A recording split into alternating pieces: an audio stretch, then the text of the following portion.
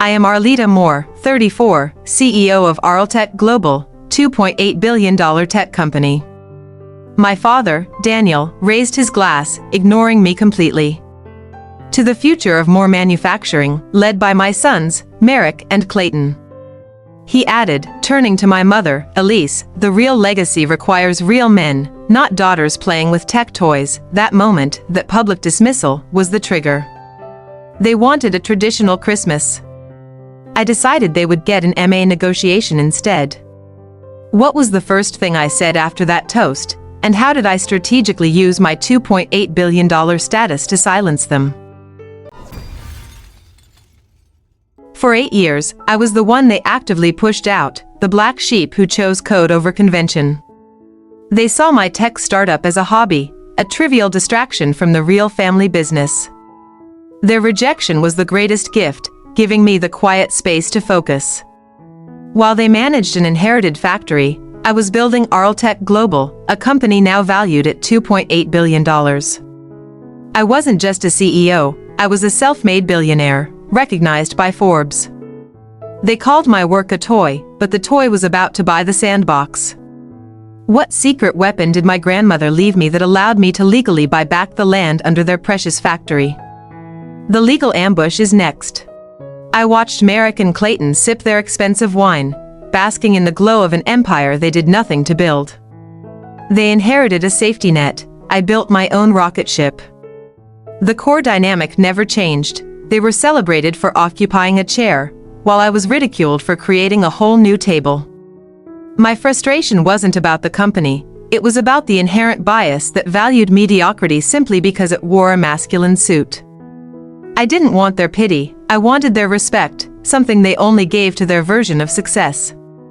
That night, the indignation hardened into quiet resolve. They wanted to overlook my $2.8 billion empire? Fine. I would make it impossible to overlook the land beneath their feet. Did I use my own money, or did I use the secret trust fund from my grandmother to launch my revenge? The true source of my power is revealed next.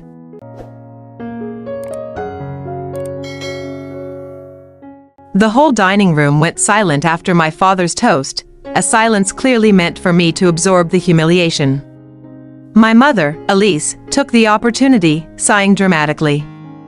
We had to tell the neighbors Arleta was just focused on her hobby. It saves us the embarrassment, doesn't it, Daniel? My brother Merrick chuckled, looking genuinely pleased. This wasn't a private slight, it was a targeted, public attack designed to re-establish my place as the family failure in front of their entire social circle. I felt the familiar sting, but this time, it fueled something cold. I thought, you want me to be a failure? You want me to be an embarrassment? Fine.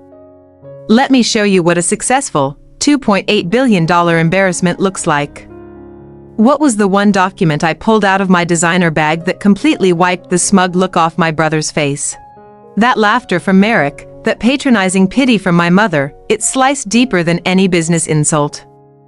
It wasn't about my company's valuation, it was about the 8 years of being deliberately ignored and dismissed.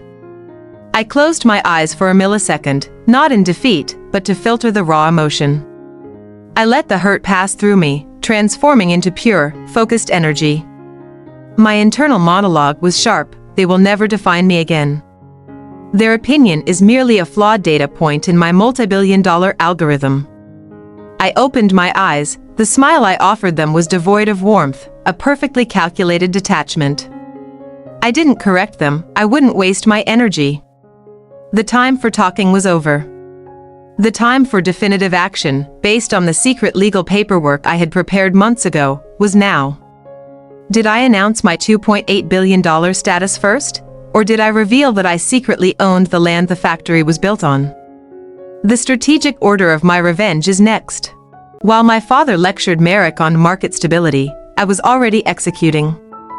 I discreetly pulled out my phone beneath the tablecloth and sent a single, encrypted message to my lead counsel, greenlight the acquisition of the LLC.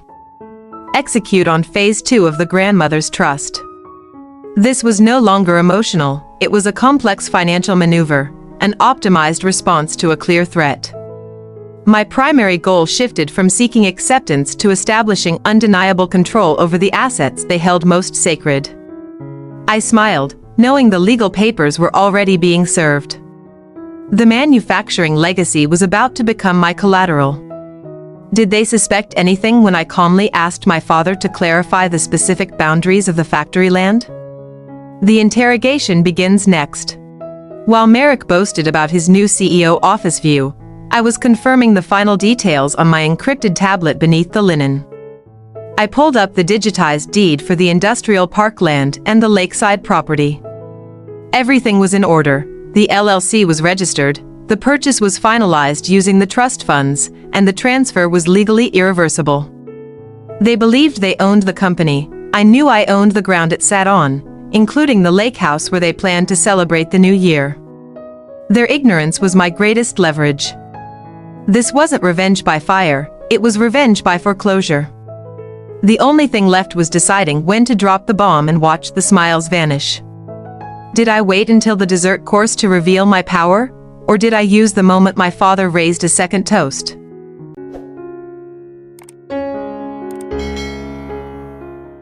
I set down my fork, the sound cutting through Merrick's boast about a new company truck. Before we move to dessert, Father, I have a quick question about the value of the assets Merrick and Clayton have inherited. I pulled out a laser pointer, aiming it at a framed photo of the old Moore manufacturing plant. The factory. The core of the Moore legacy. Did you happen to transfer the underlying real estate deed along with the controlling shares? My tone was perfectly calm, but the air instantly crackled. My father, Daniel, looked confused. Of course, Arlita. It's a common LLC structure. I smiled. I know the LLC structure, Father. But you forgot about my grandmother's second trust, the one with the right of first refusal on specific non-operational family assets, namely the land and the lake house. I slid a deed transfer document across the table. As of 4 p.m. today, the owner of all industrial park real estate and the lake house is Arltech Global, LLC. What did my father scream when he realized his sons had inherited a company that didn't own its own building? The explosion is next. My father, Daniel, scoffed, trying to dismiss my legal document. Arlita, that's nonsense. The land is leased back from a friendly entity, a formality. Stop trying to create drama with your tech money games. My brother Clayton even chuckled, whispering to Merrick, she's trying to impress us with a lease document. Their complete, utter confidence in their own ignorance was a deep source of satisfaction. They saw a piece of paper. I saw a legal eviction notice with their names on it. The tension was suffocating, but only I knew the true danger they were in. I let them talk, let them finish their self-congratulatory assessment of my document. I knew the moment the county records updated fully, their bank would flag the change. I didn't need to yell, the cold, hard reality of finance was about to speak for me. I was anticipating the look on their faces when the lawyer, who was patiently waiting outside, walked in. The quiet before the financial storm was the best part of the whole operation. Did the family lawyer walk in first? Or did the news about my Forbes $2.8 billion status drop before the bomb about the land ownership? While my brothers loudly discussed their new control over the company's capital, I quietly checked the final confirmation text from my legal team. The entire acquisition, the land, the factory building itself, through a complex sale-leaseback arrangement my father had forgotten to renew, and the lake house was locked down. Legally, the entity running Moore Manufacturing was now my tenant. I didn't just have financial authority, I had the de jure authority to terminate their operations. The exhilaration was silent and intense. I had waited 8 years for this level of unassailable control. I put my phone away. The look on my father's face when he realized his grand transfer of power was utterly meaningless would be the real showstopper. It wasn't just about money, it was about exposing the fatal flaw in their inherited entitlement. The moment was ripe. Time to reveal the real CEO in the room. Did my father immediately try to cut a deal, or did he first try to physically destroy the deed I slid across the table? The dramatic showdown is next. My father snatched the document, his face instantly draining of color as he saw the name of the acquiring LLC, Arltech Real Estate Holdings. My brothers leaned in, their smug smiles dissolving into confused horror. "Impossible!" Daniel shouted, slamming the paper down. "That land belongs to the holding trust." I met his gaze, my voice steady. "It did. But the trust was obligated to honor the right of first refusal granted to me by grandmother. I exercised that right, paid the fair market value, and the transfer is irrevocable. You gifted your sons a company that is now my commercial tenant. Merry Christmas." Clayton started to mumble something about contacting his lawyer. I interrupted him calmly. "The documents were prepared by Sullivan Cromwell, Clayton. Trust me, they checked the math on my $2.8 billion valuation. You now report to me, the daughter playing with tech toys. The real conflict wasn't about who managed the company. It was about who controlled the leverage. Did my father immediately try to apologize, or did he double down and threaten to sue me for breach of family ethics? The true nature of my family is exposed next." My mother, Elise, started to cry, not from hurt, but from the sudden, terrifying realization of financial catastrophe. "Daniel, tell her this is a joke. She can't own the house." My brother Merrick, the supposed new CEO, was completely silent, staring at the deed with wide, panicked eyes. My father's voice, usually booming with authority, was a desperate whisper. "You can't do this, Arlita. That trust was meant to protect the family legacy. You're supposed to be playing with your little apps, not dismantling everything we built." His reaction confirmed their core belief: I was incapable of serious power. I calmly took a sip of water. "The legacy, Father, now requires my cooperation. As the new landlord, I control the lease terms for the factory and, yes, your retirement home on the lake. You transferred the keys to your sons, but I own the lock. I control their business future, and more importantly, your entire social standing. You taught me the rules of business: leverage always wins. And now, I hold all of it. Did I terminate the factory lease immediately, or did I give them a choice to interact with me on my terms? The strategic move that redefined our family begins next." My mother tried one last, desperate attempt at dismissal. "Where did you even get the money, Arlita? This is surely some kind of scam." I chuckled, a genuine, relaxed sound they hadn't heard in years. "Scam? No, Mother. This is the valuation of Arltech Global. You know, the company whose CEO, me, was featured on the cover of Forbes 6 months ago? The one you called a tech toy company? That toy generated enough cash flow to purchase your factory's entire underlying real estate portfolio without debt. I'm not a struggling hobbyist, I'm a self-made billionaire. You refused to recognize my success, so I had to make my success impossible to ignore. My brothers realized the truth: they weren't inheriting a powerful company. They were inheriting a crisis, and I was the only one with the resources to solve it." My father looked broken, recognizing that the very daughter he dismissed now held the keys to his entire reputation. I didn't need their approval anymore. I had established financial sovereignty. What was the condition I gave my father to keep his family business and his retirement home? The shocking terms of the new lease are next. My father tried to plead. "Arlita, we're family. We can work this out." I cut him off, my voice now strictly professional. "We are business associates, Daniel. And as your landlord, I have terms. I will grant a 99-year lease on the factory and the lake house, with a symbolic rent, only if we institute a mandatory weekly meeting to discuss more manufacturing's modernization, a meeting which I chair. Merrick and Clayton report to me on progress. Furthermore, any future interaction, business or personal, must be conducted with mutual respect. Failure to meet these terms constitutes a breach of lease and immediate eviction." I wasn't just demanding respect, I was forcing structural accountability. I used their business need to heal our personal wound. My mother looked utterly stunned.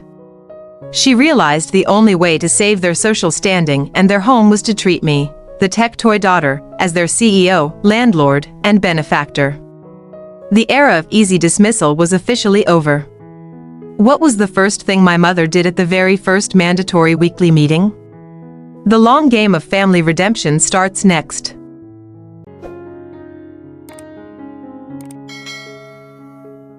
The silence after my ultimatum was deafening. My father sank back in his chair, the patriarch suddenly powerless. But the true crisis wasn't the loss of the land, it was the shame. He knew that once news broke, and in the corporate world, news always breaks, everyone would know the real story. Daniel Moore, the celebrated founder, was financially incompetent, handing his sons a bankrupt company built on rented land owned by the daughter he publicly scorned. My mother kept whispering, "The country club, what will the board say?" Their legacy was crumbling, and I was holding the sledgehammer. Merrick, finally finding his voice, tried to argue. "You can't just dictate our professional lives." I simply raised an eyebrow. "Actually, I can. Your business future is now a line item in my quarterly PL statement. You comply or you vacate. The choice is yours." This is what true, uninherited control looks like. The realization that their entire future, personal and professional, was now entirely dependent on my goodwill hit them like a physical blow. Did my father choose shame and eviction, or did he finally choose to respect his daughter? The difficult decision is next. I leaned forward, my hands resting on the table, calm amidst their chaos. "Let me clarify the situation, Daniel. I didn't buy the land to destroy the company, I bought it to ensure I am never dismissed again. From this moment forward, my decisions are binding, and the terms of the 99-year lease are non-negotiable. If my brothers fail to meet the performance metrics I set, they are fired, and the lease is terminated. This isn't a family squabble, this is a hostile corporate restructuring where I now hold 100% of the operational leverage. The only way to save their inherited legacy is through my acceptance." My father tried to find a loophole, his eyes scanning the deed desperately. I just watched him. He finally looked up, defeat etched onto his face. He nodded once, a gesture of absolute surrender. I had won the war for respect, and I did it using the very tools they taught me to value, power and law. The patriarch had been quietly and legally replaced. Did my father ever truly respect me after that day, or did he spend the rest of his life trying to find a way to break the lease? The long-term consequences are next. I saw the genuine fear in my father's eyes, the fear of losing the house he built his life around. That was enough. "The symbolic rent," I continued, "will be $1 per year. I didn't do this for the cash, Daniel. I did it because I want to see the legacy you built actually succeed, and that requires professional management, not inherited entitlement. Think of this as a very expensive, 99-year management consulting contract, one where I am the uncompensated lead consultant." My act of generosity wasn't purely selfless, it kept them indebted and tied to my future success. My mother, still tearful, asked, "So we were safe?" I looked at her.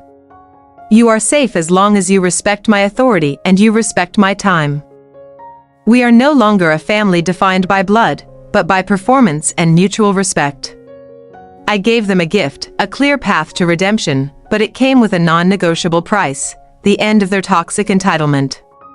What was the biggest sign that my brothers were finally starting to take their jobs seriously? The journey to real family healing is next. The first mandatory meeting was painful. Merrick and Clayton were late, dressed sloppily, and clearly resentful. But they showed up. I didn't yell, I simply started the meeting without them, projecting my financial analysis onto the screen. When they finally slunk in, they didn't sit at the head of the table. They sat opposite me, avoiding eye contact. My father, Daniel, sat quietly, observing. He tried to interrupt once with a personal comment. I gave him a calculated, professional glare. He immediately defaulted to the lease terms and stayed silent. The shift was subtle, but undeniable. They adapted because they had to. They learned the new language of performance metrics, quarterly reports, and corporate governance.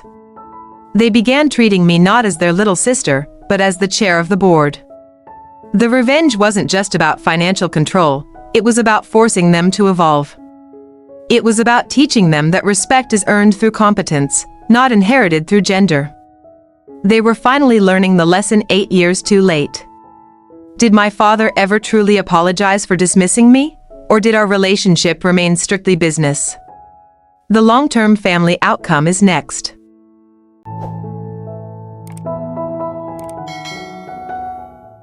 Looking back, the true victory wasn't seeing the shock on their faces, or the transfer of the deed. It was the feeling of absolute peace I gained afterward.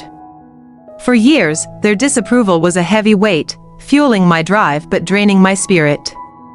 Now, that weight was gone. I proved, not just to them but to myself, that my worth was defined by my capability, not their archaic notions of gender and inheritance. The revenge plan wasn't just corporate, it was a deeply personal act of self-liberation from 8 years of toxic judgment. They still send me Christmas cards, though the tone is markedly different, respectful, almost timid. They finally learned that the most powerful form of control is the one you build yourself. I got my revenge, and in the process, I finally became the CEO of my own family dynamic. Did my brothers ever truly excel under my management? Or did they forever resent the $2.8 billion puppet master? Find out in the epilogue. 2 years into the 99-year lease, the dynamic is frozen in a state of professional resentment. Merrick and Clayton arrive on time now, suits pressed, quarterly reports ready. They don't offer opinions, they present data. They address me as Arlita or sometimes chairperson, never little sister. The compliance is complete, the respect earned, but the warmth is gone. They function, but only under the threat of eviction. The company's revenue is up 15%, thanks to my modernization metrics. This victory isn't sweet, it's efficient. My father, Daniel, attends every meeting. He rarely speaks, his authority replaced by silent, almost melancholic observance. He is a landlord's guest in his own legacy. He never apologized for the dismissal, but his silence is its own form of repentance. He finally realized his great mistake wasn't about the money, but about prioritizing his outdated pride over his daughter's potential.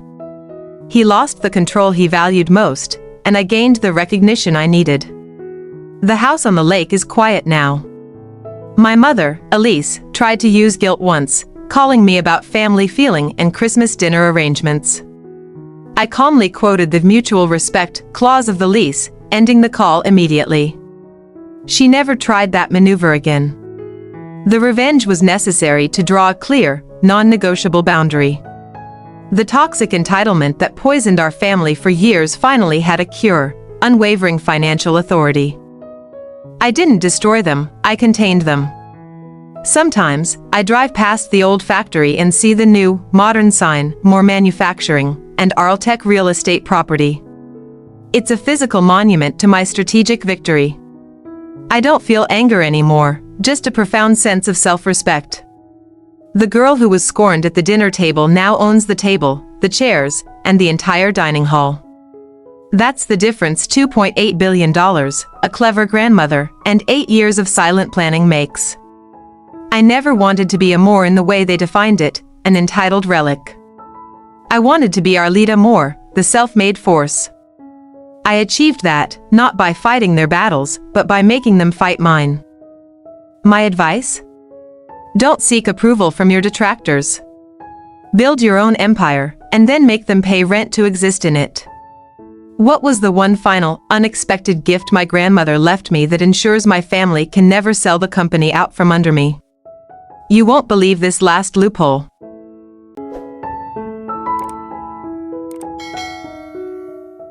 It's Christmas again, 1 year later. The annual ritual of the family photo feels less like a celebration and more like a carefully choreographed corporate event. My mother, Elise, insists on tradition, but the atmosphere is different.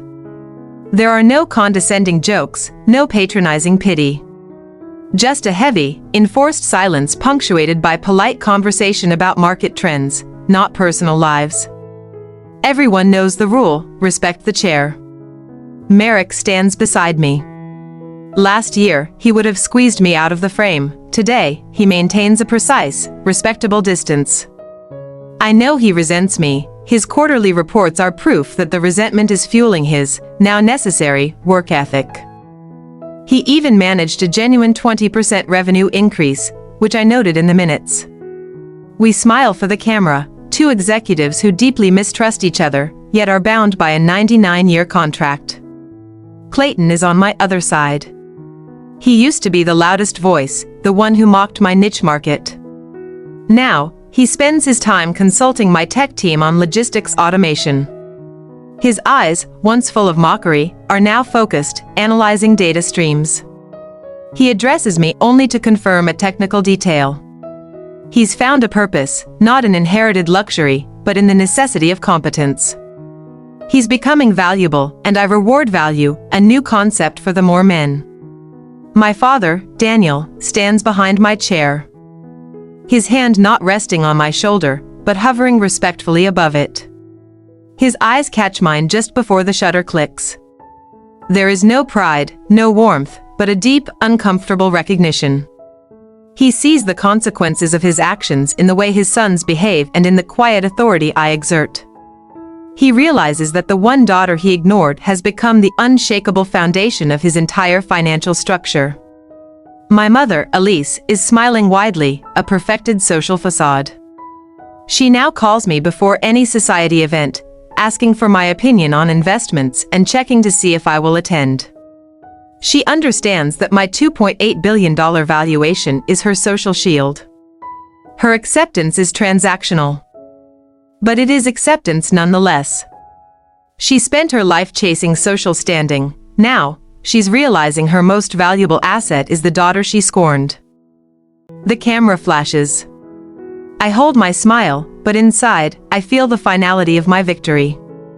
I am not standing with them, I am standing over the structure that binds them.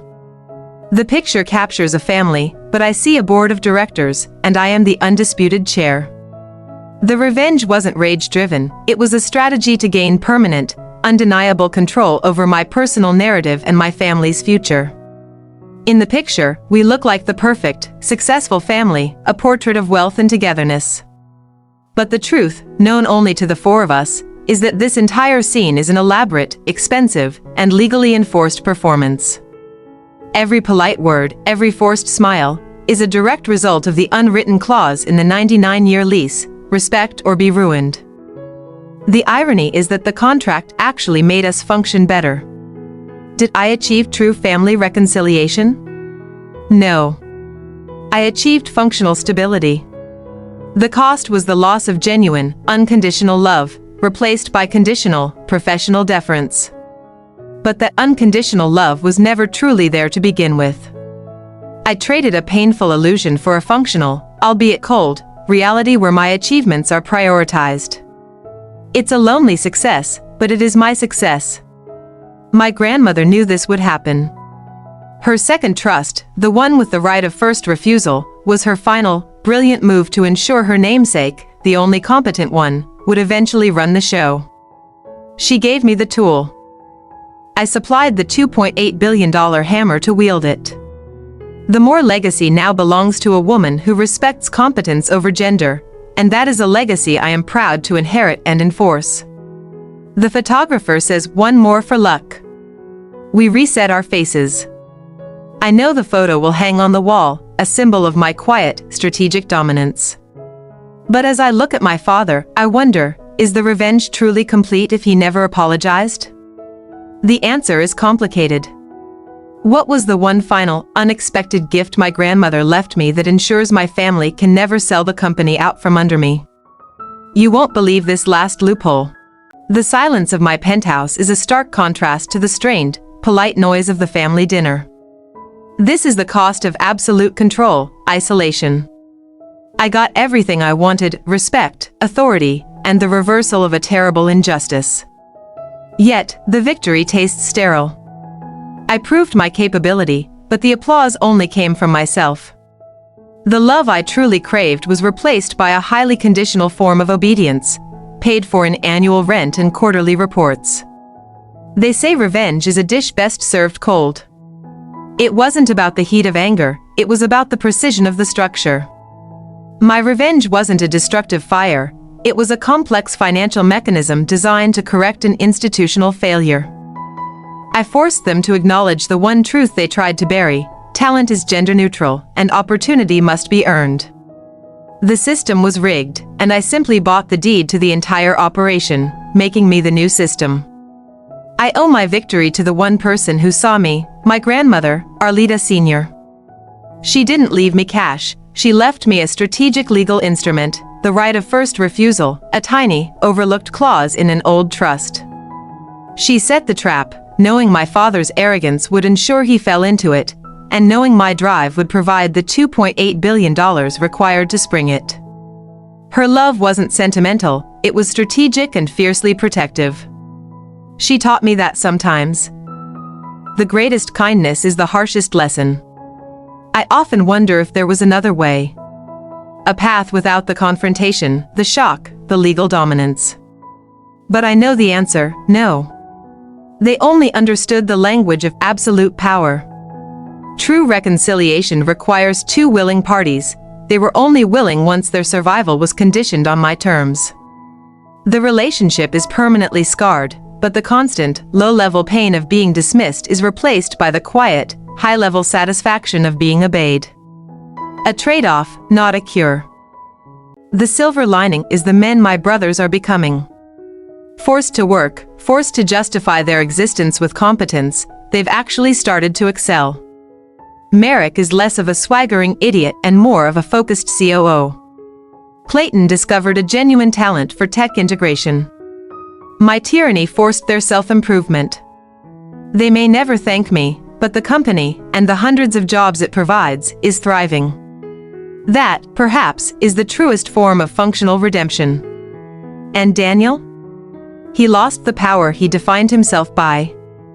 But he still has his legacy, his house, and his son's careers, all thanks to the daughter he scorned.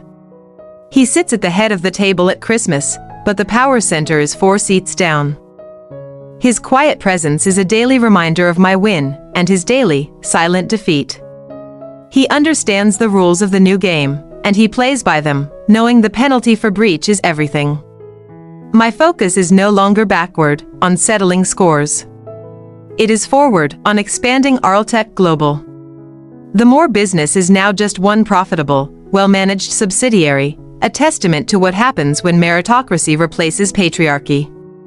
My ambition hasn't changed, the fuel has. It's no longer fueled by anger, but by the quiet confidence of knowing I am the smartest person in the room, and I own the room. Success isn't just about the $2.8 billion or the Forbes cover. It's about not needing their validation anymore. It's about sitting at the table and knowing that they finally see the value you bring, even if they hate the mechanism you used to make them see it. My success is my shield, my revenge, and my greatest personal achievement. I finally exist on my own terms. For anyone out there facing a family dynamic that dismisses you, don't argue. Don't fight. Don't beg. Just leave, build something massive and structurally sound, and then come back and buy their obedience. Financial leverage is the only language that transcends resentment and entitlement. That is the lesson I paid $2.8 billion to learn, and it was worth every penny. I turn away from the window, the city lights reflecting the gold in my glass. The revenge is settled, the family is stable, and the business is booming. But the story isn't quite over. Did my father ever truly apologize before he died, or did he leave one final, desperate legal challenge for me to conquer? The true end of the Moore dynasty is next. I'm at the lake house, the very property my parents worried about losing most. I don't visit often, but when I do, I feel a profound sense of tranquility. It's not just because I own the deed, it's because the atmosphere here has shifted. The air, once thick with their judgment and my anger, is now clear. They know I can revoke their access anytime, but I choose not to. That choice, the ability to be merciful from a position of absolute strength, is the greatest reward of my revenge. My interactions with my family are now purely administrative. Weekly calls cover KPIs, not personal feelings. They treat me with the professional deference due to a CEO/landlord. There are no surprise visits. No unsolicited advice, no casual dismissal of my work. They finally understand the boundaries. This autonomy, this unconditional space to pursue my life without interference, is the true peace I bought with my $2.8 billion. I remember the years of forced compliance, of saying yes to maintain a brittle peace. Now, the power of my no is absolute. When my mother asked me to fund a vanity project for her friend, I declined without a single moment of guilt, citing fiduciary responsibility. My no is respected because the consequences of ignoring it are too severe. I have achieved emotional and financial sovereignty over my entire existence. The family name, Moore, still carries weight in the industry. But it's now inextricably linked to Arltech Global, and therefore, to me. I ensured that the legacy they were so keen to deny me would survive only under my governance. It's a beautifully ironic twist. They are forced to actively preserve and enhance the company because its financial health directly affects the security of their own homes and careers. I made my interest their non-negotiable self-interest. The most surprising aspect of the aftermath is the absence of anger. It dissipated the moment I finalized the paperwork. Anger is draining, control is empowering. My heart is no longer clouded by the need to prove myself. The need for revenge was a symptom of the wound, the control was the closure. I no longer carry the weight of their judgment, I only carry the responsibility of my own success. My father, in his rare moments of direct communication, only talks about operational efficiencies. He never mentions the past. But his actions speak louder. He has stopped favoring my brothers over women in the firm. Promotions are now strictly merit-based, a quiet, internal revolution. He is applying the meritocracy rule I imposed on the whole company. It's a silent vindication, proving that the harshest lesson can breed the most profound, structural change. More manufacturing is now thriving, a testament to what happens when you remove inherited complacency and inject accountability. It secures my father's retirement, my brother's livelihood, and the jobs of hundreds of employees. I protected the legacy by purchasing the foundation and forcing competence.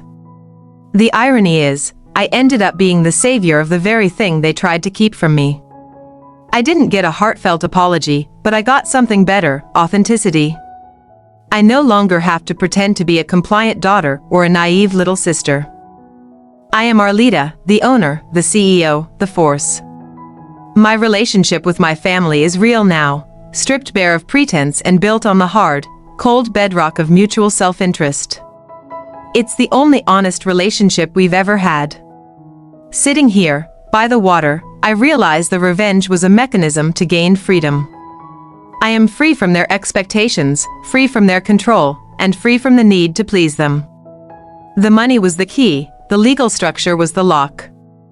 I opened the door to my own life. I am unburdened and autonomous. The story of my revenge ends here, in this quiet, controlled peace. But there is one last twist my grandmother engineered that ensures my power lasts forever. Tying their hands even from the grave. What was the one final, unexpected gift my grandmother left me that ensures my family can never sell the company out from under me? You won't believe this last loophole.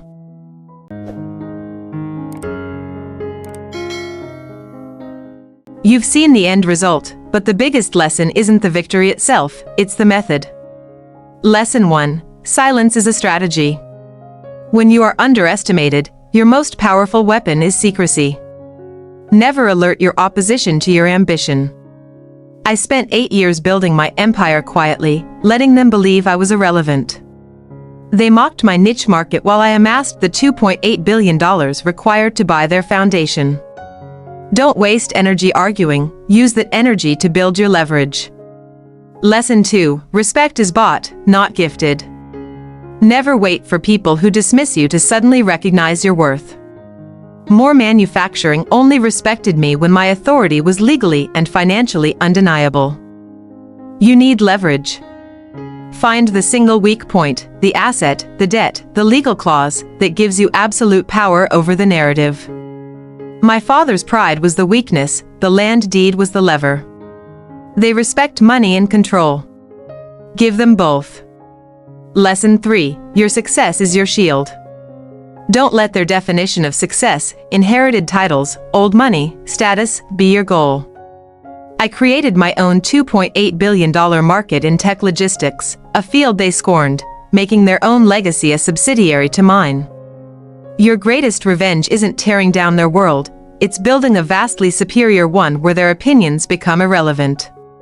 Your power must be self-generated, not inherited or validated by them. Lesson 4. Choose functional stability over emotional illusion. My family was built on a fragile illusion of love. I've replaced that illusion with a cold, but functional, reality based on a legal contract. If your relationship is toxic, stop chasing emotional closure. Seek structural stability where their negative behavior is impossible or immediately penalized. The more family now functions because the lease forces them to be professional. Sometimes, the most honest relationship is a business one. Lesson 5. The price of revenge is freedom. The cost wasn't just $2.8 billion, it was the final, total release from their influence. I no longer care about their approval or their apologies. The greatest reward of my entire 8-year plan is the autonomy I gained. Don't seek to win their heart, seek to win your freedom. Build the structure that locks them out of your life forever. But what happens when the architect of the revenge, my grandmother, leaves one final, unexpected loophole? The real final ending to the Moore dynasty is next.